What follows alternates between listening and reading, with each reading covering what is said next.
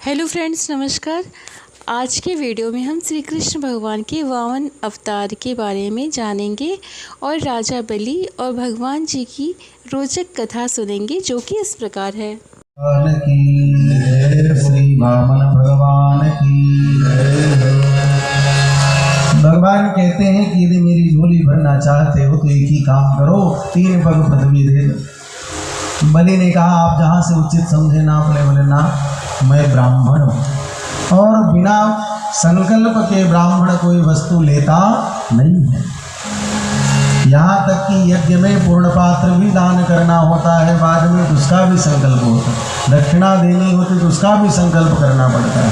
वेदी दान की जाती है, पीठ दान की जाती है, उसका भी संकल्प करना पड़ता है। तो बिना संकल्प किए तो मैं ले नहीं सकता हूँ। संकल्प तो करना पड़ेगा, पहले संकल्प करो।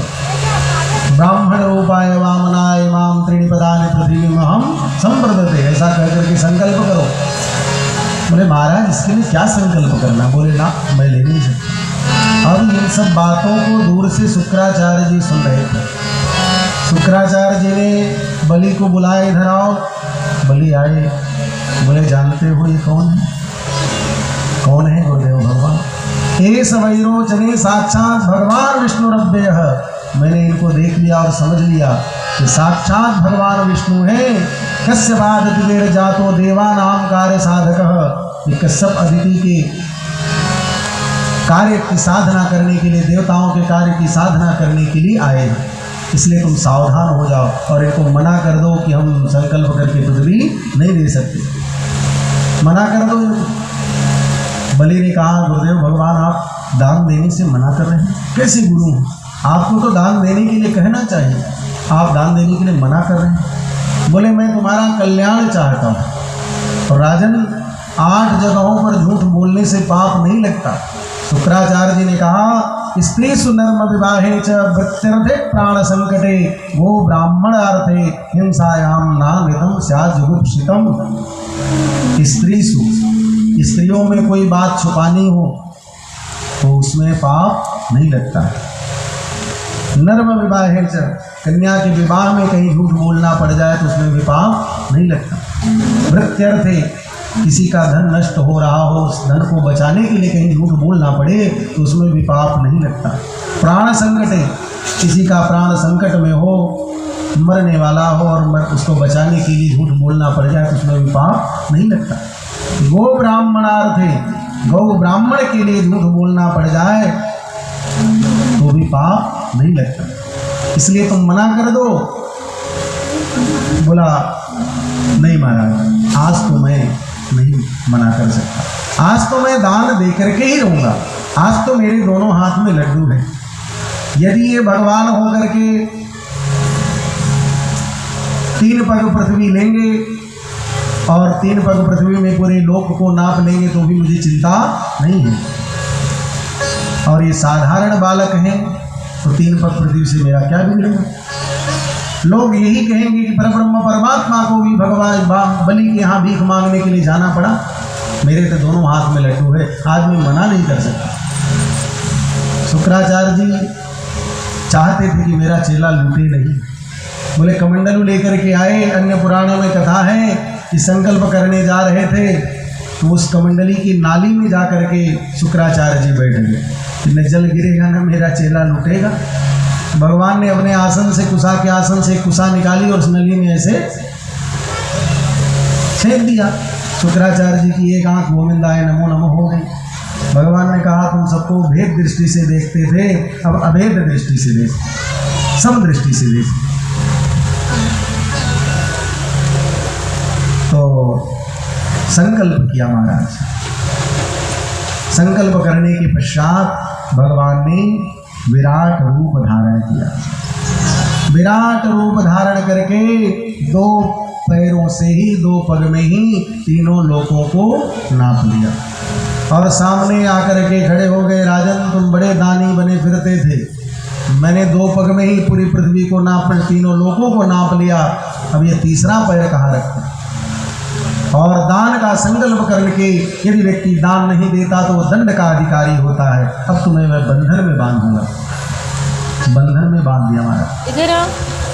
भाई तो ब्रह्मा जी ने आकर के छुड़ाया और तुरंत प्रहलाद जी ने आकर के बीमार पड़ेगा क्या? भगवान से प्रार्थना की और बलि ने भी प्रार्थना की कि हे प्रभु, आपने अभी तक मेरे धन को लिया है, धन का मालिक अभी बाकी है, कृष्ण आप कृपा करके तीसरा पैर मेरे मस्तक पर रख दीजिए। इतना कहना था कि भगवान की आंखों से अश्रु समुच्छलित हो गए। बाहर राजन बलि, मैं तो आया था तुम्हें छलने के लिए, तुम्हें ठगने के लिए, किंतु तुमने तो मुझे ही ठग लिया। यदुत्तमश्लोक भवान मेरितम वचो बलीकम सुरभर्य मन्यते करो मृतम तन्न भवे प्रणम्भं पदम तृतीयम कुरुशेष्ण में निजम। आप अपना तीसरा पैर मेरे मस्तक पर रखें। भगवान ने तीसरा पैर बलि के मस्तक पर रखा और उसके बाद बलि को आशीर्वाद प्रदान किया, सुतल लोक का राज्य प्रदान किया। और उसके बाद भगवान शुक्राचार्य जी से कहते हैं कि शुक्राचार्य जी, मैं जब बलि के यज्ञ मंडप में आया तो आप यज्ञ करवा रहे हो और यज्ञ के मध्य में मैं पधार गया, इसलिए वह यज्ञ अपूर्ण रह गया। तो मैं ये कहता हूँ कि आप अपनी कृपापूर्ण दृष्टि से देख करके उस यज्ञ को पूर्ण करें। तो शुक्राचार्य जी ने कहा, प्रभु, जिस यज्ञ के अंत में आपका नाम लेने से वो यज्ञ पूर्ण हो जाता है, जब यज्ञ ब्राह्मण करवाते हैं तो अंत में यजमान से कहते हैं कि यजमान, आप 3 बार फिर से भगवान विष्णु का नाम स्मरण करो। यस्य स्मृत्याच नामोक्त्या तपो यज्ञ क्रियादिषु न्यूनम संपूर्णताम याति सद्यो वंदे तमच्युतम। अच्युत भगवान श्री कृष्ण का नाम 3 बार स्मरण करो और वह 3 बार नाम स्मरण कर लेता है यजमान, तो वो यज्ञ पूर्ण हो जाता है। तो जिस यज्ञ में आपका नाम स्मरण करने से वो यज्ञ पूर्ण हो जाता है, उस यज्ञ में आप जब स्वयं पधार गए तो क्या वह यज्ञ अपूर्ण रह सकता है? फिर भी वो यज्ञ अपूर्ण है। इस प्रकार भगवान ने ब्राह्मणों की महिमा को दर्शाया और बलि को आशीर्वाद प्रदान किया। इसके बाद श्री सुखदेव स्वामी ने मत्स्य अवतार की कथा श्री राजर्षि परीक्षित को सुनाया। सभी बीजों की और सप्तर्षियों की रक्षा के लिए, राजा सत्यव्रत की रक्षा के लिए जब ब्रह्मा जी योग निद्रा में सो रहे थे, हयग्रीव नामक दैत्य ब्रह्मा जी से वेद को छीन करके रसातल में छुपा दिया। उसी समय प्रलय से रक्षा करने के लिए भगवान ने मत्स्यावतार धारण किया और हयग्रीव नामक दैत्य को मारकर ब्रह्मा जी को वेद लौटाया और वासुकी नाग के द्वारा नौका को अपनी सींग में बांध करके राजा सत्यव्रत की रक्षा की और ज्ञानोपदेश किया।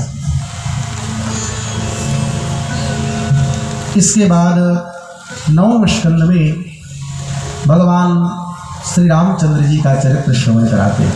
भगवान राम की वंशावली और भगवान श्री रामचंद्र जी की कथा को सुनाते हैं। भगवान श्री रामचंद्र जी की जो कथा है बोले वो पूरे 9 दिन की कथा है और जो कृष्णचंद्र जी की कथा है वो 7 दिन की कथा है। तो भागवत के मध्य में राम कथा सुनाने का तात्पर्य क्या है? सूक्ष्म कथा सुनाया कि देखो भगवान श्री कृष्ण का जो चरित्र है बहुत टेढ़ा मेढ़ा है, बड़ा अटपटा चरित्र है। इस चरित्र को समझने के लिए जब तुम भगवान श्री रामचंद्र जी के मर्यादा रूपी चश्मे से देखोगे तब भगवान श्री कृष्णचंद्र जी का चरित्र समझ में आएगा। तो इसलिए सूक्ष्म भगवान श्री रामचंद्र जी की कथा को श्रवण कराया। बोले सूर्य वंश में आगे चल करके चक्रवर्ती श्री दशरथ जी महाराज हुए। दशरथ जी महाराज की 3 रानियां होने के बाद भी कोई संतान नहीं थी। गुरुदेव भगवान को बुलाया और पुत्र कामेष्टि करवाया, यज्ञ करवाया। उस यज्ञ के द्वारा अग्नि नारायण चरु को लेकर के प्रकट हुए। चरु को 3 रानियों ने ग्रहण किया, अंतर्वतनी हुई और 9वीं तिथि मधुमास का 9वीं तिथि मधुमास 9वीं तिथि मधुमास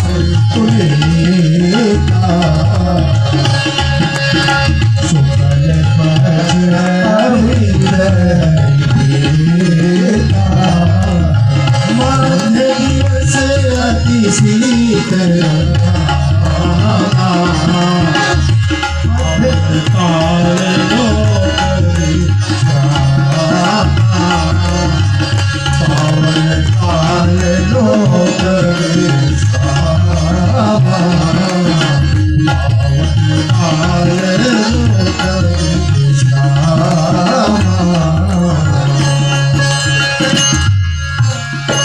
ऐसे सुंदर समय में भगवान श्री रामचंद्र जी का अवतार हुआ।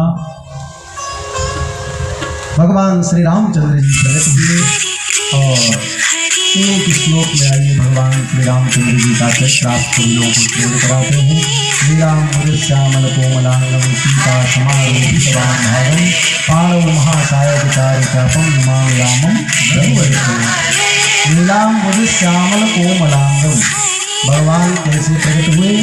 बोले नील अंग दिव्य कांति कोमल अंग नील वर्ण के भगवान श्री रामचंद्र जी चार रूपों में श्री राम भरत लक्ष्मण शत्रुघ्न के रूप में प्रकट हुए। उसके बाद भगवान का विवाह संपन्न हुआ, सीता समारोहित वामन भागम। और उसके बाद भगवान ने राक्षसों से युद्ध किया, रावण पर विजय प्राप्त किया। पांडव महासायक चारु चापम भगवान श्री रामचंद्र जी ने राक्षसों पर आक्रमण किया। रावण जैसे पराक्रमी योद्धा को परास्त किया। सीता समारोपित वाम भागम बाणव महासायक चारु चापम नमामि रामम रघुवंशनाथम। उसके बाद भगवान श्री राम अयोध्या में आए। भगवान का राज्याभिषेक हुआ, पट्टाभिषेक हुआ और भगवान ने सबकी स्तुति की, नमामि रामम रघुवंशनाथम। ऐसे भगवान श्री रामचंद्र जी को सबने प्रणाम किया। इस प्रकार भगवान श्री रामचंद्र जी का चरित्र और भगवान का युद्ध जो भगवान ने किया उसकी कोई उपमा नहीं है। गगनम गगनाकारम समुद्रम समुद्रोपमम राम रावण योर युद्ध राम रावण योर युद्ध। जैसे आकाश की उपमा किसी से नहीं दी जा सकती, गगनम गगनाकारम बोले आकाश की उपमा तो आकाश से ही दी जा सकती है। आकाश किसके समान है? बोले आकाश आकाश के समान है। गगनम गगनाकारम समुद्रम समुद्रोपमम समुद्र किसके समान है? बोले समुद्र भी समुद्र के ही समान है, उसकी कोई उपमा नहीं है। उसी प्रकार राम रावण योर युद्ध राम रावण योर युद्ध। भगवान श्री रामचंद्र जी का रावण के साथ जो युद्ध हुआ उसकी भी कोई उपमा नहीं है। इस प्रकार भगवान ने विजय प्राप्त की। संक्षिप्त श्री रामचंद्र जी की वंशावली और भगवान श्री रामचंद्र जी का चरित्र श्रवण कराया। उसके पश्चात अब भगवान श्री कृष्णचंद्र जी की वंशावली और भगवान श्री कृष्ण के प्राकट्य होने का समय आ रहा है। बारिश बंद हो गई है ना। बारिश इसीलिए हो रही थी कि जैसे समय होगा कुछ लोग उठ करके जाने लगे। तो बारिश इसीलिए होने लगी कि अभी बैठो, अभी सब लोग एकाग्र हो जाओ, सब लोग दूर दूर हैं पास में आ जाओ। और जब बारिश हो गई तो सब लोग शांति से बैठ गए, क्योंकि सब लोग छाता और रेनकोट तो लेकर के आए नहीं। तो भगवान ने कहा जन्मोत्सव तक सबको जमा करके कैसे रखना है? तो उपाय यही कि बारिश करो, बारिश में सब लोग जमे रहे, नहीं तो 10-15 लोग तो चले गए होते। तो अब 20 मिनट का समय और लगेगा श्री ठाकुर जी के जन्मोत्सव में। सब लोग वो समय की प्रतीक्षा करें। रोज तो कथा 7 बजे संपन्न हो जाती थी, लेकिन आज 7:15 तक चलेगी। आप सभी लोग धैर्य धारण करके बैठे रहें।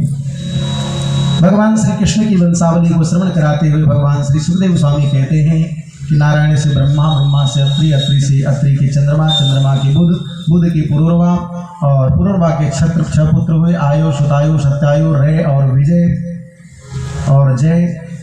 विजय के भीम, भीम से कांचन, कांचन के होत्र, होत्र से जन्नू। ये वही जन्नू महाराज हैं जिन्होंने गंगा जी को लेकर के अपनी अंजलि में पान किया। जन्नू के हुए पुरु, पुरु के बलाक, बलाक से अजक, अजक के कुश के 4 पुत्र हुए, बड़े कुसाम्बू, कुसाम्बू के गाधी, गाधी को एक कन्या उत्पन्न हुई जिसका ऋचिक के साथ में विवाह हुआ। और एक दिन गाधी की पत्नी ने अपनी पुत्री सत्यवती से कहा, बेटी तो अपने पति से आग्रह कर कि मेरे लिए भी ऐसी औषधि बनाए कि मुझे भी पुत्र हो जाए और तुझे भी पुत्र हो जाए। तो दोनों के लिए औषधि बनाया और अपनी पत्नी के लिए जो औषधि बनाया उसको सासू जी ने खा लिया और सासू जी के लिए जो बनाया वो पत्नी ने खा लिया। ऋचिक ने कहा अब तो सब गड़बड़ हो चुका है। सासू जी को जो पुत्र हुआ वो क्षत्रिय होने पर भी ब्राह्मण हुआ जिनका नाम विश्वामित्र है, और ऋचिक को जो पुत्र हुआ उनका नाम जमदग्नि है। इनकी पत्नी रेणुका हैं जिनके 4 पुत्र हैं, जिनमें सबसे छोटे श्री परशुराम जी हैं। परशुराम जी ने है वंश के क्षत्रियों को 21 बार वंश विहीन किया। गादी के विश्वामित्र और विश्वामित्र के 100 पुत्र हैं, जिनमें पिछले पुत्र मधुच्छंद। इसी वंश में आगे चल के राजा नहुस हुए। नहुस के 6 पुत्र यति, ययाति, संयति, आयति, व्यति और कृति। ययाति का विवाह शुक्राचार्य की पुत्री देवयानी से हुआ। देवयानी की दासी सर्विष्ठा भी की पत्नी बनी। देवयानी के 2 पुत्र हुए, यदु और तुर्वसु। सर्विष्ठा के 3 पुत्र हुए, द्रुहियु, अनु और पुरु। राजा ययाति की दूसरी पत्नी सर्विष्ठा के छोटे पुत्र पुरु के वंश में श्री दुष्यंत हुए। इन्हीं की पत्नी शकुंतला के गर्भ से श्री भरत जी का जन्म हुआ। इन्हीं के वंश में राजा रंतदेव हुए। राजा रंतदेव के राज्य में जब अकाल पड़ा तो इन्होंने राज्य का पूरा धन प्रजा में बांटा। कितने दिनों तक स्वयं अपने भूखे रहे। रंतदेव के वंश में कुरु वंश हुआ जो कौरव और पांडवों का वंश कहलाया। इसी में एक शाखा हुई पांचाल वंश की और मगध वंश की। ययाति के सबसे बड़े पुत्र द्रुहियु यदु महाराज के वंश में कई पीढ़ियों के बाद राजा देवमेड़ हुए। इनकी 2 पत्नियां, एक के अर्जन्य और दूसरी के पर्जन्य। दूसरी के सूरसेन। अर्जन्य और पर्जन्य के 9 पुत्र हुए जिन्हें हम नवनंद कहते हैं। नंद बाबा इत्यादि दूसरी पत्नी के सूरसेन के पुत्र वसुदेव आदि हुए। वसुदेव जी की 7 पत्नियां हैं, पौरवी, रोहिणी, भद्रा, मदरा, रोचना, इला और सबसे छोटी देवकी है। रोहिणी के 7 पुत्र हुए, बलराम, गद, सारण, दुर्मद, विपुल, ध्रुव और कृत। सबसे छोटी देवकी के 8 पुत्र, कीर्तिमान, सुसेन, भद्रसेन, ऋजु, संवर्धन, भद्र, श्री बलराम जी और 8वें भगवान श्री कृष्णचंद्र जी। मथुरा में भगवान ने जन्म लिया, गोकुल में पालना झूले, वृंदावन में भगवान ने लीलाएं की, मथुरा में वंश कंस आदि दुष्टों का उद्धार किया और जरासंध के भय से द्वारिका गए। वहाँ पर भगवान ने बहुत से वीरतापूर्ण कार्य किए, विवाह किए, कौरव और पांडवों का युद्ध कराया। 125 वर्ष पूर्ण करके भगवान अपने धाम को गए। एक श्लोक में श्री सुखदेव स्वामी ने भगवान श्री कृष्ण की कथा को पूर्ण करके सुना दिया। तब राजर्षि परीक्षित ने कहा कि गुरुदेव भगवान, आपने जितनी भी कथा अभी तक सुनाया वो सब कथा अच्छी लगी। भगवान श्री रामचंद्र जी का चरित्र, भगवान श्री रामचंद्र जी की वंशावली, ये सब अच्छा लगा, किंतु भगवान श्री कृष्ण की कथा सुनाने में कंजूसी कर दी।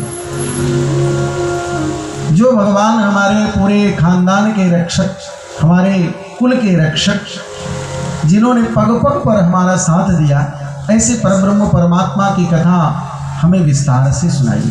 कैसे भगवान ने जन्म लिया, कैसे भगवान ने लीला की, कैसे भगवान ने वीरतापूर्ण कार्य किए, वो सारी कथा विस्तार से सुनाई। पिता महा में समरे अवरंजेर देव व्रताज्ञा तीर्थैस्तिमिंगलै दुरत्ययं कौरव सैन्य सागरं कृत्वा तरं वत्स पदम स्वप्लवा। मेरे बाबा पांडवों ने भगवान श्री कृष्ण के चरण रूपी नौका का आश्रय लिया। कौरवों के पक्ष में एक एक से वीर, द्रोणाचार्य, कृपाचार्य, एक एक से वीर, तिमिंगिल मछलियां, लेकिन ऐसे वीरों को भी हमारे बाबा पांडवों ने ऐसे पार कर लिया जैसे गाय का बछड़ा छोटे से गड्ढे को पार कर ले। इस प्रकार हमारे बाबा पांडवों ने कौरवों को ऊपर विजय प्राप्त की। ये भगवान श्री कृष्ण के सहारे के कारण। ऐसे भगवान की कथा हमें विस्तार से सुनाई। और आपने रोहिणी की 7वीं देवकी मैया की 7वीं संतान के रूप में बलराम जी को बताया और रोहिणी मैया की संतान के रूप में भी बताया। तो ये 2 बलराम हैं, एक ही बलराम है, ये भी बताने का कष्ट करें। रोहिण्यास्तनय प्रोक्तो राम संकरण शरणस्त्वया देवत्या गर्भ संबंध कुतो देहांतरम विना। ये एक ही माता के 2 पुत्र हैं, ये अलग अलग हैं, ये भी बताने का कष्ट करें। तो श्री सुखदेव स्वामी ने कहा, राजन 4 दिनों से भागवत की कथा तुम सुनते हुए आ रहे हो, अभी तक तुमने जलपान भी नहीं किया। तुम जलपान कर लो और फिर आगे विस्तार से कथा सुनाएंगे। तो राजन से परीक्षित ने कहा, गुरुदेव भगवान, अब मुझे भूख और प्यास नहीं लगती। इसी भूख और प्यास के कारण तो मुझे 7 दिन में मरने का शाप लगा। और दूसरी बात तो यह है, आपके मुख से निकलने वाली अमृतमयी श्रीमद् भागवत की कथा, भगवान की कथा सुन रहा हूँ, मुझे भूख और प्यास नहीं लगती। नहीं साथ दुस्साहात शुन्माम त्यक्तोदम विवादते निरंतम तुन मुखाम बोझ अच्युतम हरि कथामृतम। आपके श्रीमुख से कथा सुन रहा हूँ, इसलिए मुझे भूख और प्यास नहीं लगती। तब श्री सूत जी महाराज कहते हैं सौनकादि ऋषियों को, एवं निशम्य धर्मनंदन साधुवादम वैयासकी स भगवानथ विष्णुरातम प्रत्यर्च कृष्ण चरितम कलिकल्म सग्नम व्याहर तुमारभत भागवत प्रधान। ये भागवत की कथा को सुनने में नैसर्गिक मति राजर्षि परीक्षित को देख करके श्री सुखदेव स्वामी कहते हैं कि राजन सम्यक व्यवसिता बुद्धिस्तव राजर्षि सत्तम वासुदेव कथायाम ते यद जाता नैष्ठिकी रति। आपकी नैष्ठिक रति जो है भगवान की कथा में, इस कथा से 3 लोगों का कल्याण होगा। वासुदेव कथा प्रश्न पुरुषां स्त्रीन पुनाति ही। वासुदेव की कथा को जो कथा के बारे में जो प्रश्न करता है, 3 लोगों का कल्याण होता है। वक्तारम जो कथा करता है, प्रेक्षकम जो पूछता है, श्रोत्रेस्तत्पाद सलिलम यथा और जो सुनता है, तीनों का कल्याण होता है। इसलिए मैं भगवान श्री कृष्ण की कथा विस्तार से जरूर सुनाऊंगा। अब तो महाराज विस्तार सी कथा विस्तार से सुनाते हैं। कहते हैं कि देखो, मथुरा के बड़े यशस्वी राजा उग्रसेन जी हुए, लेकिन कोई पुत्र नहीं था। तो इन्होंने पुत्र कामेष्टि यज्ञ किया, तो इनकी पत्नी गर्भवती हुई और एक दिन अपनी सहेलियों के साथ इधर उधर घूम रही थी। तो दुर्मिल राम के राक्षस ने इनको देखा और उसकी छाया पड़ी। उससे जो पुत्र हुआ उसी का नाम कंस है। ब्राह्मणों ने आकर के बताया कि राजन, ये पुत्र तो बड़ा दुष्ट होगा, राज्य को बर्बाद करने वाला होगा। तो उग्रसेन जी ने उसको लता पत्ताओं में लपेट करके यमुना जी में बहा दिया। यमुना के किनारे वसुदेव के पिता सूरसेन भजन कर रहे थे और सूरसेन जी ने बच्चे को गोद में ले लिया और अपने घर पर ले आए, पाल पोस करके उसको बड़ा किया। उग्रसेन जी को कंस के बाद 4 पुत्र और हुए और इधर कंस को नारद जी के द्वारा पता चला कि मैं उग्रसेन जी का बेटा हूँ। तो रात्रि में उठ करके चला गया, कैलाश पर्वत पर जा करके उसने बृहद तपस्या की। माना शिव जी की तपस्या की। शिव भगवान प्रसन्न हो गए और वरदान दिया, एक धनुष प्रदान किया। उस धनुष को लेकर के आया, अपनी विशाल सेना बनाई। भगवान शिव ने कहा, इस धनुष को कोई तोड़ नहीं सकता और जो तोड़ेगा वो तुम्हें छोड़ नहीं सकता। विशाल सेना बनाई महाराज। अगासुर, बकासुर, अरिष्टासुर, केसी, धेनुकासुर इत्यादि राक्षसों को अपनी सेना में सम्मिलित कर दिया और मथुरा पर चढ़ाई किया। उग्रसेन जी से राज्य को छीन लिया, उनको जेल में बंद कर दिया, सबको त्रास देने लगा। यज्ञ, जप, तप, पूजा पाठ सब बंद करवा दिया। लेकिन एक अच्छा काम किया, अपनी चचेरी बहन देवकी का वसुदेव जी के साथ में संबंध किया, विवाह करवाया। और विवाह करवाने के पश्चात जब बहन को लेकर के विदा करने के लिए चला तो उस समय आकाशवाणी हुई, पति प्रग्रहिणम कंसम आभास्याः शरीरवत् तस्यास्त्वमष्टमो गर्भो हन्तायां वहसे बुधा। राजन, गर्भो हन्तायां वहते बुधा, इसका 8वां गर्भ तुम्हारा काल होगा। आकाशवाणी को सुन करके रथ से नीचे कूद पड़ा, तुरंत तलवार निकाला और देवकी को मारने जा रहा था। किंतु पति को पति कहलाने का अधिकार तभी है जब वो पत्नी को संरक्षण दे सके, पत्नी की रक्षा कर सके। तुरंत तलवार वाले हाथ को वसुदेव जी ने पकड़ लिया। राजन क्या करने जा रहे हैं? कितने बड़े राजा हो, कलंक लग जाएगा, लोग यही कहेंगे इतना बड़ा राजा हो करके अपनी बहन को मार दिया। मारो मत। कंस ने कहा आपने आकाशवाणी नहीं सुना, इसका गर्भ मेरा काल होगा। बोले इसका 8वां गर्भ काल होगा। जितने भी बच्चे जन्म लेंगे मैं तुम्हें सब बच्चों को समर्पित कर दूंगा, तुम सबको मार डालना, लेकिन देवकी को छोड़ दूंगा। कंस ने कहा इसको छोड़ तो दूंगा, लेकिन मेरी भी शर्त है। शर्त क्या है?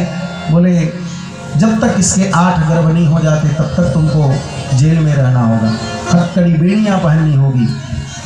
वसुदेव जी ने कहा मुझे सब मंजूर है। हमारा वसुदेव देवकी को ले जाकर के जेल में बंद कर दिया। अब इसके बाद देवता लोग इधर उधर भटक रहे थे, मारे मारे फिर रहे थे। तब पृथ्वी ने गौ रूप धारण किया और ब्रह्मा जी के पास गई कि कल्याण कैसे होगा, बड़े बड़े दुष्ट पापी राक्षस उत्पन्न हो गए हैं, हमारा बाहर कैसे दूर होगा। तो ब्रह्मा जी ने भगवान से विनती की, तो भगवान ने आदेश किया कि मैं वसुदेव जी के यहाँ 8वें गर्भ के रूप में उत्पन्न होऊंगा और पृथ्वी का भार दूर करूंगा। यदा यदा हि धर्मस्य ग्लानिर्भवति भारत अभ्युत्थानमधर्मस्य तदात्मानं सृजाम्यहम् परित्राणाय साधूनां विनाशाय च दुष्कृतां धर्म संस्थापनार्थाय संभवामि युगे युगे। जब जब होए धर्म के हानि, जब जब होए धर्म के हानि, जब जब होए धर्म के हानि, असुर अधर्म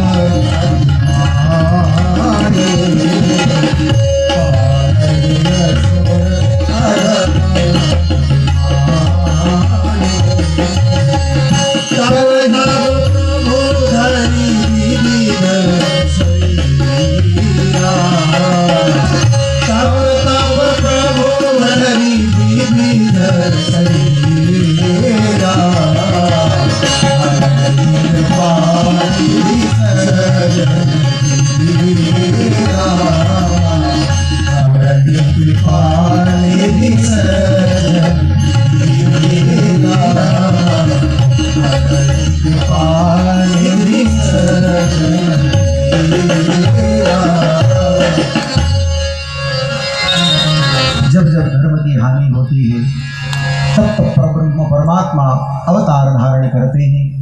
और देवकी मैया का जब पहला पुत्र हुआ तो वसुदेव जी ने ले जाकर के समर्पित किया। पहले पुत्र को कंस ने मार डाला, दूसरा पुत्र हुआ उसको भी मार डाला, 6 पुत्रों को दुष्ट कंस ने मार डाला। 7वां गर्भ जब बालक देवकी मैया के गर्भ में आया, 7वां गर्भ जब आया तो भगवान ने कहा ये तो शेष जी बलराम जी हैं, इनको हमारी लीला में बड़ा सहयोग प्रदान करना है, इनको भी दुष्ट कंस मार देगा तो अच्छा नहीं होगा। तो योग माया को आदेश किया और योग माया के आदेश से देवक्या जठरे गर्भम से साक्ष्यम धाम मामकम तत्सन्निकृष्य रोहिण्या उदरे संनिवेशय।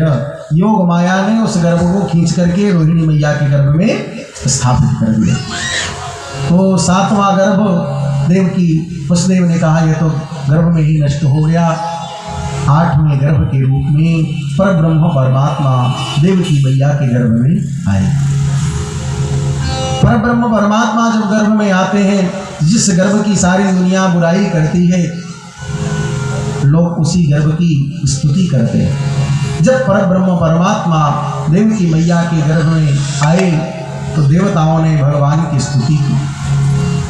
सत्यव्रतम सत्यपरम त्रिसत्यम सत्यस्य योनिं निहितं च त्रिसत्य सत्यव्रतं सत्यपरं त्रिसत्यं सत्यस्य योनिं निहितं च सत्ये सत्यस्य सत्यमृतसत्यनेत्रं सत्यात्मकं त्वां शरणं प्रपन्नाः सत्यात्मकं त्वां शरणं प्रपन्नाः। सत्यव्रतम सत्यपरम त्रिसत्यम। हे प्रभु, आप सत्य स्वरूप हैं, सत्य की योनि है, आप ही सत्य नारायण हैं। सत्य सत्य कहकर के देवताओं ने स्मरण कराया कि हे प्रभु, जन्म लेने के बाद आप दुष्ट आदि कंसों का उद्धार करेंगे। कहीं मामा समझ करके भूल मत जाना, यदि मामा समझ करके भूल गए तो हम लोगों का कल्याण कर देगा। तो भगवान ने कहा तुम लोग चिंता मत करो, मैं वही करूंगा जो कार्य करने के लिए आया हूं। आश्वासित किया। उसके बाद देवी की मैया का गर्भ, देवताओं ने कहा मैया तुम्हारे गर्भ में जो बालक है ये सामान्य बालक नहीं है, ये परब्रह्म परमात्मा है। दिष्टाम मते मोक्ष गतः परः पुमानम अंसेन साक्षात भगवान भवायनः माँ भूत भयम भोजपतेर मूर्षो भोक्ता यदु नाम भविता तवात्मज। मैया तुम डरो मत, तुम्हारे गर्भ में जो बालक है ये सामान्य बालक नहीं, ये सामान्य बालक नहीं है हमारा, ये जन्म लेकर के सबका कल्याण करेंगे। और भाद्रपद का महीना, कृष्ण पक्ष, अष्टमी तिथि, रोहिणी नक्षत्र, वो सुंदर समय आया। देव की मैया का कारागृह प्रकाश से प्रकाशित हो हमारा। ऐसे ही रोचक कथाओं के साथ आप सब जुड़े रहिए फ्रेंड्स। आप सबका साथ हमारे लिए बहुत महत्वपूर्ण है। साथ ही महाभारत की कथाएं, भगवत कथाएं, रामायण की कथाएं, पूजा पाठ से रिलेटिव कोई भी जानकारी, भगवान जी की कहानियाँ सुनना आपको अच्छा लगता हो तो please like comment subscribe share. Thank you friends, हम फिर मिलेंगे अगली वीडियो में। तब तक के लिए नमस्कार, जय श्री कृष्णा।